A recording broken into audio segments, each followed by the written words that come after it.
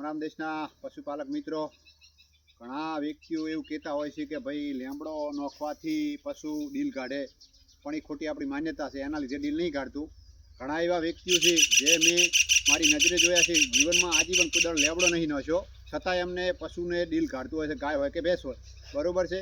પણ આના લીધે ડીલ કાઢતું નથી. આ તો એક આયુર્વેદ છે. સવારમાં વહેલા 6 વાગે તમે આની એક નિયર કરો તો પશુ માટે બહુ સારું છે, કારણ કે આયુર્વેદ કહેવાય. એના શરીરમાં ગરમી પણ રહે શિયાળાની ઋતુમાં, બરાબર છે. ખાલી શિયાળાની ઋતુમાં 2-3 મહિના હું તો કહું છું તમને, વધારે 12 મહિના નથી કહેતો.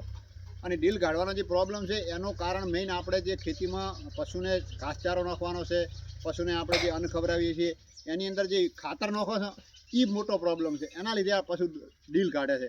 બાકી આ લીમડાથી કોઈ ડીલ કાઢતું નથી. તો મારો કહેવાનો અર્થ એ છે પશુપાલક મિત્રોને કે તમારે સારનો હાજવો પૂરે અને આ એક નિયર કરવાથી ઘણું સારું રહે. પશુને આયુર્વેદ છે. આપણને રોગ થાય કે શરીરે ખંજવાળ આવે ત્યારે ડૉક્ટરો કહેતા હોય છે કે ભાઈ તમે લીમડાના પત્તા ગરમ કરીને ઉના પાણીથી નાહો અથવા તો લીમડાનો સાબુથી નાહો.